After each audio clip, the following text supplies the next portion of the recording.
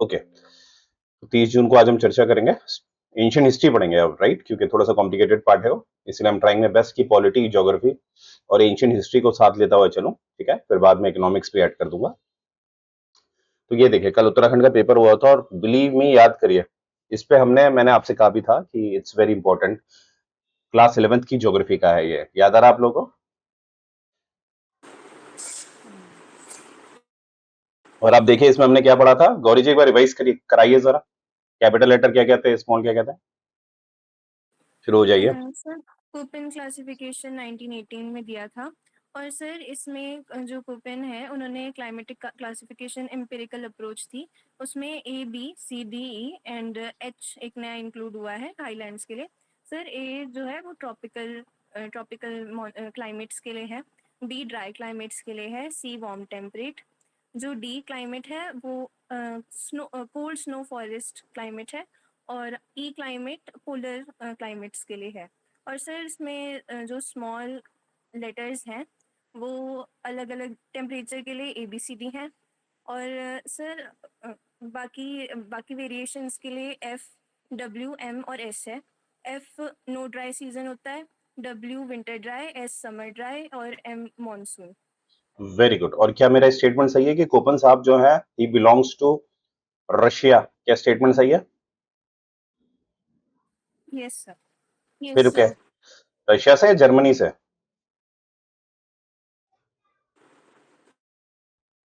एक बार इसमें भी मुझे रिसर्च चाहिए आप लोगों की, ठीक है? कभी कभी ऐसे क्वेश्चन भी आते हैं, ठीक है? पर देखिए, आप समझ रहे हैं कि डायरेक्ट क्वेश्चन आया हुआ है, डायरेक्ट। और देखिए, इसमें थोड़ा सा एक रिवीजन करवा देता हूं आपको।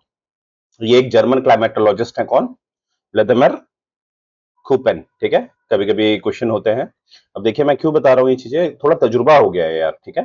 तभी मैंने कहा कि कभी कभी, अब देखिए प्रूफ, इससे ऊपर तो मैं प्रूफ नहीं दे सकता आप लोगों को, अभी मैंने बाद में कहा था कि इंपॉर्टेंट है और आपके एग्जाम में आया है, ठीक है? तो फिर कह रहा हूँ, जैसे ये एडम स्मिथ हैं, कार्ल मार्क्स हैं, जो बड़े बड़े दिग्गज लोग हैं जिनकी आज भी थ्योरी पढ़ी जाती है, प्लीज याद रखना। जो भी आप नोट्स बनाएंगे ये भी याद रखना है कहाँ से बिलोंग करते हैं, कभी कभी मैच द फॉलोइंग आ जाता है। तो यहाँ पर कोपेन को कहाँ रखेंगे आप? जर्मन। ठीक है। और यहाँ पर देखो, एक बेसिस टेम्परेचर और प्रेसिपिटेशन हम जानते हैं, और टेम्परेचर और प्रेसिपिटेशन का कहीं ना कहीं एक डायरेक्ट संबंध है, मानते हैं ना ये बात?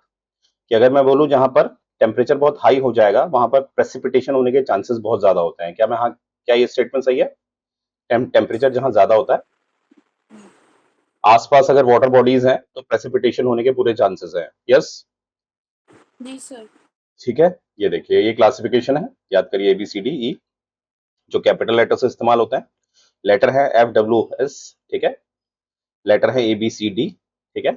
इस तरह से ये एक समरी थी जो मैं चाहता हूं आप लोग इसको फटाफट तैयार कर लीजिए, ठीक है? तो Köppen classification, again I am saying, it's very important for your exam, right? और उसके बारे में डेप्थ नॉलेज है तो क्लास 11th की एनसीईआरटी पढ़नी है आप लोगों ने, ठीक है? ज्योग्राफी।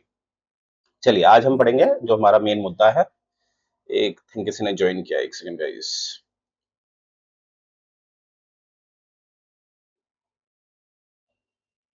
शिवानी मैम, ये दूसरा नंबर है आपका? शिवानी मैम मुझे सुन पा रही हैं? ओके, यहाँ पर देखो, टाइमलाइन ऑफ एंशिएंट इंडिया में हम चर्चा करेंगे, तो पहले क्विक रिवीजन करेंगे। तो यहाँ पर देखो, मैंने आपको एक नियंडरथल लैंड, जो नियंडरथल मैन था उसके बारे में चर्चा करी थी, याद करिए, याद आ रहा? होमोसेपियन में, याद है कुछ आप लोग को? यस जब मैंने सर। होमोसेपियन की बात करी थी तो उसमें नियंडरथल लैंड मैन की बात करी थी, ठीक है? तो ये सामने आप पिक्चर देख पा रहे हैं उसकी, इस तरह का लगता था वो, ठीक है? तो आइए क्विक रिवीजन कर लेते हैं। मैंने आपको एक इवोल्यूशन ऑफ ह्यूमंस पढ़ाया था, ठीक है? इवोल्यूशन ऑफ ह्यूमन, और याद करिए शुरुआत हमने कहाँ से करी थी? ऑस्ट्रालोपिथेकस। ऑस्ट्रालोपिथेकस, ठीक है? और क्या ये स्टेटमेंट मेरा जस्टिफाइड है? क्या इसको हम प्रोटो ह्यूमन भी कहते हैं? अगर आपसे कभी पूछा जाएगा प्रोटो ह्यूमन यस कौन सर। है, यस सर। तो आप यस कहां सर। पर टिक करके आएंगे? ऑस्ट्रालोपिथेकस। एब्सोल्युटली। प्रोटो ह्यूमन का मतलब होता है कि ह्यूमन के कहीं ना कहीं एक शुरुआत हो गई है, पर अभी भी हम ऑस्ट्रालोपिथेकस को किस ग्रुप में रखते हैं, ह्यूमन या एप? एप में। एप में रखते हैं ना, वेरी गुड, ठीक है। फिर हमने क्या पढ़ा था? होमो हेबिलिस। फिर क्या पढ़ा था? होमो इरेक्टस। इरेक्टस। इरेक्टस। और यहाँ पर क्या मैं एक्स को डाल सकता हूँ, कुल्हाड़ी को? फिर है डाल आपका सकते हैं सर, हैंड एक्स। होमोसेपियन, और last we have sapien sapien. Homo sapien sapien. तो होमोसेपियन सेपियन के लिए मैं टाइम पीरियड क्या रख सकता हूँ मोटा मोटा? 1,15,000 सर। एब्सोल्यूट कितना? 1,15,000, ठीक है। 15,000 या 2 लाख भी कर सकते हैं। 1,15,000 as per R S Sharma. हाँ, तो आर एस शर्मा का डेटा के हिसाब से होमोसेपियन सेपियन 1,15,000 साल पहले, ठीक है। और यहाँ पर जो होमोसेपियन आपको दिख रहा है वो किस तरह का, उसका एग्जाम्पल माना जाता है नियंडरथल लैंड। जो नियंडरथल जो मैन है, ये आपका होमोसेपियन कैटेगरी में आता था। तो आप देख पा रहे होंगे, दोनों को कंपैरिजन देखे, डिफरेंस लग रहा होगा, राइट। और आज भी देखेंगे आप ना, कभी कभी आप आसपास देखिएगा अपने, कुछ लोग इस कद काठी के अभी भी होते हैं, उनके ब्रॉड शोल्डर होते हैं।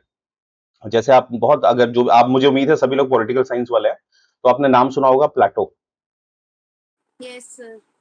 असल में उसका ओरिजिनल नाम प्लेटो नहीं था, पर उसकी कद काठी, उसके शोल्डर बहुत वाइड थे ना, तो इसीलिए उसको प्लेटो कहते थे। प्लेटो का मतलब होता है a man with wide shoulders या ब्रॉड शोल्डर्स, राइट।